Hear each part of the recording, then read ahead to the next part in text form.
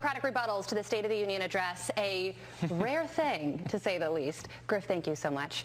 Now to Ukraine, where Russian forces are escalating attacks on Kharkiv this morning, sending in paratroopers to invade the city. And just this morning, the Ukrainian government says a Russian missile has struck a national police building. Mike Tobin, live on the ground in Lviv, Ukraine, following these latest developments. Mike. Good morning, Carly and Todd. I want to let you know that the air raid sirens were once again wailing here over Lviv. Did not hear an impact as those sirens wrapped up. I want to start off talking about the Ukrainian National Security Chief saying a plot to assassinate President Zelensky has been foiled. The assassins have been killed. According to accounts, this occurred when the fighting was most severe around the Hostomel airport. During the fighting, these assassins from the elite Chechen unit, Kadyros, were inserted and they slipped away during the chaos. The Ukrainian authorities learned about them because of Russian turncoats who don't support the war here. The assassins were located on the edges of the Hostomel airport and killed at the edges of the city of Kiev. Just after dusk, Russian forces hit the state TV tower in Kiev. 5 people were killed. The military medical center, also in Kharkiv, to the east of there, was hit in the early morning hours. Also in Kharkiv, dramatic video of the immediate aftermath when the police headquarters were hit.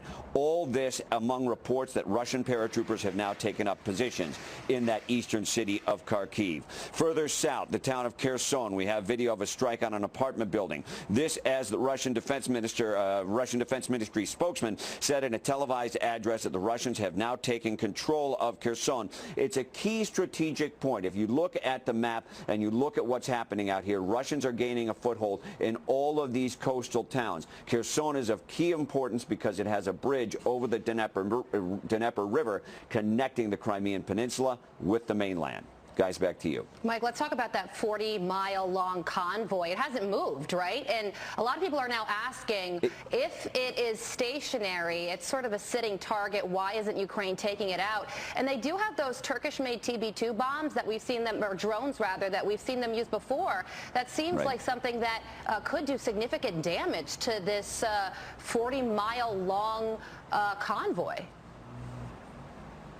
Well, you answered you gave part of the answer with your question. It's 40 miles long. The TB2s can each carry 4 smart weapons each, so they can do significant damage to a piece of armor.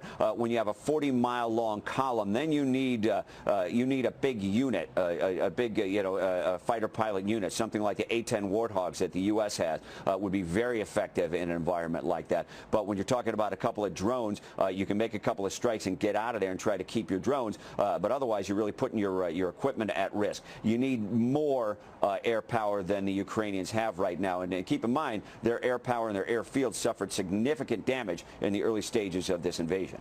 Mike Tobin setting the stage for us this morning. Mike, thank you very much. Let us bring in Nigel Farage, former Brexit party leader. Nigel, great to have you. It is the question right now. Should NATO be doing more? And if so, what should they be doing?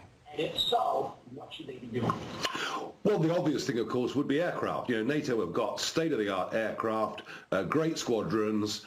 We could, if we chose, we could go in, take out that column, just as we did in Basra back in the Iraq War. It is there. It's a sitting duck. It's perfectly clear that the Ukrainians do not have the air strength to do it. But, and here's the problem, let's not delude ourselves. This is the biggest and most serious crisis the world has faced since the Cuban Missile Crisis nearly 60 years ago. And when we had mutually assured destruction between nuclear powers, MAD as it was called, the point was that both sides thought the other side was rational. The worry now is that if NATO gets itself directly involved in open warfare with Putin's nuclear-powered Russia, how will he respond? And that is why NATO, for the moment, is doing nothing. It's fear. And for me, I have to say, emotionally, I feel we should be doing a lot more.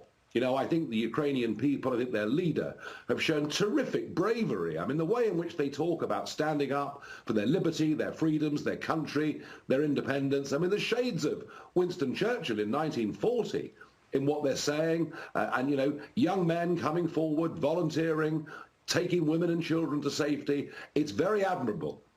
Emotionally, I want us to get involved. But when you think about it, it is one hell of a risk. Yeah, well, you know what? President Biden might disagree with you because he delivered his State of the Union address last night, as you know, and he touted the sanctions that he's put forward so far. Take a listen. Together, along with our allies, we are right now enforcing powerful economic sanctions. We're cutting off Russia's largest banks in the international financial system, preventing Russia's central bank from defending the Russian ruble, making Putin's $630 billion war fund worthless. And you know, Nigel, that is all fine, but the U.S. and Europe buy $700 million worth of Russian oil a day, and now you're hearing Ukrainian officials say that that oil is soaked in Ukrainian blood.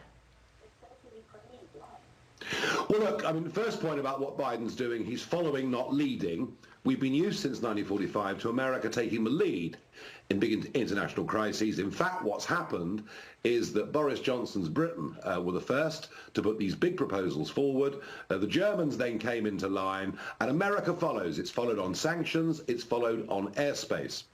The point about oil and gas is well made. Oil is trading at $110 a barrel this morning, but there's also other commodities like wheat that have gone through the roof in price, and Ukraine is a very major exporter. The truth of it is, if we put big sanctions on Russian gas, oil and wheat, we also pay a price in return. And at some point, we've got to make the really big decision. Are we serious about isolating Russia, or aren't we? And if we are, every single one of us, when we fill up our cars, will have to pay a price for that. There's also a price being paid by companies, more than a dozen companies, sever ties and pull products from Russia. And that's all well and good for the companies. But I want to focus on the countries. What about countries like India? When are they going to start stepping up to the plate, Nigel? Well, yes. I mean, I'm not sure. Pakistan appear now to be almost in alliance with Russia, which is concerning. Even more concerning is whether this war is driving Moscow into the arms of Beijing. So, yes, you're right. There are others. But here's the problem that we've got. Through globalism, we've become very, very dependent upon each other. You know, without Russian gas, in the short term, German industry is in problems. India, a very poor country, very low GDP per capita, are perhaps taking a rather selfish position. Either way, I think the truth of it is that what Putin has done is completely and utterly outrageous. He is an international pariah. I've noticed already the big oligarchs, particularly those living in London, have now publicly turned against him. We have seen one mutiny that took place in the Russian Navy. There are reports of Russian soldiers, albeit in small numbers, beginning to give up their arms. And I think where this leads to, actually in the end, is a big uprising in Russia and probably the end of Putin. But here's the worry, and I repeat this point. If Putin has lost the rational function, and when you see him sitting at a table with the nearest person 40 feet away, you begin to wonder what's in his mind. You know, what could a wounded, dying animal do, given the nuclear capability that he's got? So let's be frank about this. We're in a very, very serious situation. Without a doubt, that is the question of the day, and it's a very, very scary thought. Nigel, thank you so much for joining us this morning.